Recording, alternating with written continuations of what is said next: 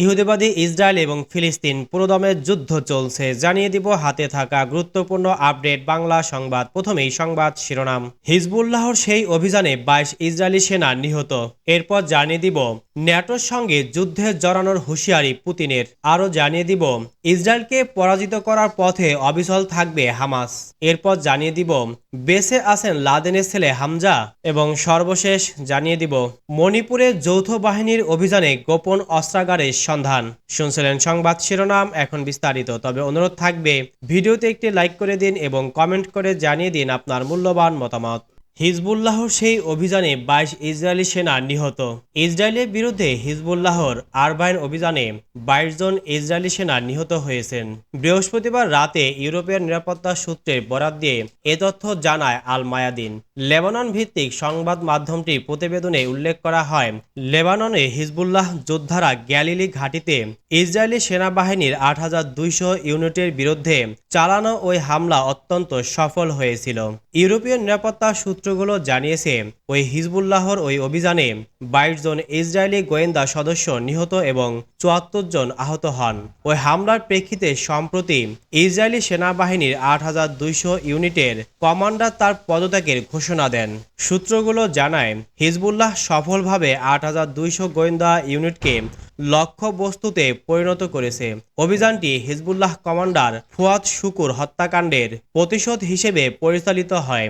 বিশ্বস্ত সূত্র জানিয়েছে, হিজবুল্লাহ ৬টি ড্রোন ইসরায়েলি বিমান প্রতিরক্ষা ব্যবস্থা ভেদ করতে সক্ষম হয় এবং সেগুলো অত্যন্ত নির্ভুলভাবে তেল আবিবের কাছে অবস্থিত গিলট ঘাঁটির অভ্যন্তরে লক্ষ্যবস্তুতে আঘাত হানে। হামলার পর ইসরায়েলি বাহিনী ঘাঁটির চারপাশে কয়েক কিলোমিটার গভীর একটি কড়া নিরাপত্তা বলয় তৈরি করে।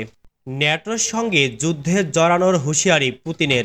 রাশিয়ার প্রেসিডেন্ট ভ্লাদিমির পুতিন সতর্ক করেছেন, যদি পশ্চিমা দেশগুলো ইউক্রেনকে দূরপাল্লার ক্ষেপণাস্ত্র দিয়ে রাশিয়ায় হামলা চালানোর অনুমতি দেয়, তবে সেটি ন্যাটোর সঙ্গে সরাসরি যুদ্ধে জড়িয়ে পড়ার সমতুল্য হবে। বৃহস্পতিবার রুশ রাষ্ট্রীয় টেলিভিশনে তিনি বলেন, এ ধরনের পদক্ষেপ সংঘাতের প্রকৃতিতে বড় ধরনের পরিবর্তন আনবে এবং তখন রাশিয়ার ওপর হুমকি তৈরি হবে, আর হুমকি মোকাবেলায় আমরা প্রয়োজনীয় পদক্ষেপ নিতে বাধ্য হব। পুতিনের এই মন্তব্য পশ্চিমাদের প্রতি তার কড়া বার্তা হিসেবে দেখা হচ্ছে। শুক্রবার ওয়াশিংটনে মার্কিন প্রেসিডেন্ট জো বাইডেন এবং ব্রিটিশ প্রধানমন্ত্রী কিয়ার স্টারমারের মধ্যে গুরুত্বপূর্ণ বৈঠক হওয়ার কথা রয়েছে। ধারণা করা হচ্ছে, এই বৈঠকে ইউক্রেনকে দূরপাল্লার অস্ত্র দিয়ে রাশিয়ায় হামলার অনুমতি দেওয়ার বিষয়ে আলোচনা হবে। বৈঠকের আগে পুতিন এই হুঁশিয়ারি দিয়েছেন, যা পরিস্থিতিকে আরও জটিল করে তুলেছে। ইউক্রেনের প্রেসিডেন্ট ভ্লাদিমির জেলেনস্কি দীর্ঘদিন ধরে পশ্চিমাদের দেওয়া অস্ত্র দিয়ে রাশিয়ার অভ্যন্তরে হামলার অনুমতি চেয়ে আসছেন। তার দাবি, এই অনুমতি পেলে ইউক্রেন রাশিয়ার গুরুত্বপূর্ণ সামরিক ঘাঁটি ও অস্ত্রাগারে আঘাত হানতে সক্ষম হবে। তবে এখন পর্যন্ত পশ্চিমা দেশগুলো এই শর্ত মেনে নেওয়ায় ইউক্রেনকে রাশিয়ার ভেতরে আক্রমণের সুযোগ দেওয়া হয়নি। ইসরায়েলকে পরাজিত করার পথে অবিচল থাকবে হামাস।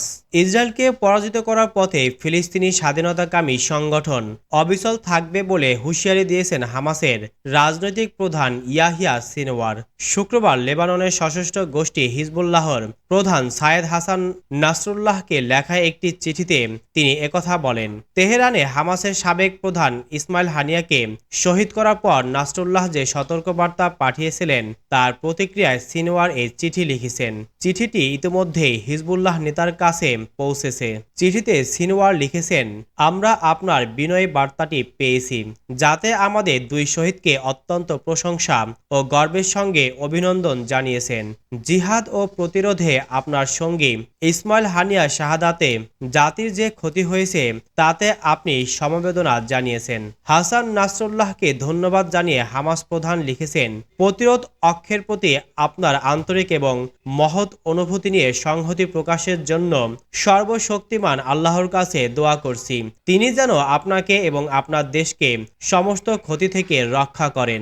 ইরানের প্রেসিডেন্ট মাসুদ পেজেশকিয়ানের শপথ অনুষ্ঠানে যোগ দেওয়ার পর গত 31 জুলাই উত্তর তেহরানের একটি গেস্ট হাউসে ইসমাইল হানিয়াকে গুপ্ত হামলার মাধ্যমে শহীদ করা হয়। হানিয়াকে ফিলিস্তিনি জাতির প্রতীক হিসেবে উল্লেখ করে সিনওয়ার বলেন, তার রক্ত এবং অন্য ফিলিস্তিনিদের রক্ত নাৎসি ইহুদিবাদী দখলদারিত্বের মোকাবেলায় হামাসের শক্তি ও সামর্থ্য বাড়াবে। সিনওয়ার আরও বলেন, আমরা এও নিশ্চিত করছি যে হামাস সবসময় যেমন ছিল তেমনই শহীদদের রক্তের প্রতি আনুগত্যের পথে অবিচল থাকবে এবং শহীদ নেতা হানিয়া যে উচ্চতর নীতির জন্য আহ্বান করেছিলেন তাতে অবিচল থাকবে। বেঁচে আছেন লাদেনের ছেলে হামজা। আল কায়েদার সাবেক প্রধান ওসামা বিন লাদেনের ছেলে হামজা বিন লাদেন এখনও বেঁচে আছেন বলে খবর চাউর হয়েছে। যুক্তরাষ্ট্র ভিত্তিক সংবাদ মাধ্যম দ্য মিরর ইউএসএতে বলা হয়েছে, হামজা আত্মগোপনে থেকে আন্তর্জাতিক জঙ্গি গোষ্ঠী আল কায়েদার নেতৃত্ব দিচ্ছেন। এক গোয়েন্দা প্রতিবেদনের বরাত দিয়ে এই প্রতিবেদনটা করা হয়েছে। গোয়েন্দা প্রতিবেদনে বলা হয়েছে, আফগানিস্তানের উত্তরাঞ্চলের একটি এলাকায় হামজা বিন লাদেন আত্মগোপনে আছেন। সেখান থেকে তিনি ভাই আবদুল্লাহ বিন লাদেন সহ আল কায়েদার নেতৃত্ব দিচ্ছেন। তালেবান বিরোধী সামরিক জোট দ্য ন্যাশনাল মোবিলাইজেশন ফ্রন্টের এনএমএফ দাবি, হামজা বিন লাদেন আছেন আফগানিস্তানের পঞ্জশির প্রদেশের দারা আবদুল্লাহ খেল জেলায়। সেখানে 450 জন আরব ও পাকিস্তানি তার নিরাপত্তা দিচ্ছেন। হামজা বিন লাদেনের নেতৃত্বে আল কায়েদা আবার সংগঠিত হয়ে পশ্চিমা দেশগুলোর অবস্থান নিশানা করে হামলার প্রস্তুতি নিচ্ছে বলে সতর্ক করেছে এনএমএফ। যদিও আগে শোনা যাচ্ছিল 2019 সালে যুক্তরাষ্ট্রের এক বিমান হামলায় হামজা বিন লাদেন নিহত হয়েছেন। 2011 সালের এপ্রিলে পাকিস্তানের অ্যাবোটাবাদে মার্কিন অভিযানে নিহত হন ওসামা বিন লাদেন। এরপর আল কায়েদার প্রধানের দায়িত্ব পান আয়মান আল জাওয়াহিরি। 2022 সালে জুলাই মাসে মার্কিন ড্রোন হামলায় জাওয়াহিরিও নিহত হন। মণিপুরের যৌথ বাহিনীর অভিযানে গোপন অস্ত্রাগারের সন্ধান। মণিপুরের চোরাচাঁদপুর ও কাংপোকপি জেলার গভীর জঙ্গলে অভিযান চালিয়ে গোপন একটি অস্ত্রাগারের সন্ধান পেয়েছে ভারতীয় সেনাবাহিনী সহ যৌথ বাহিনী।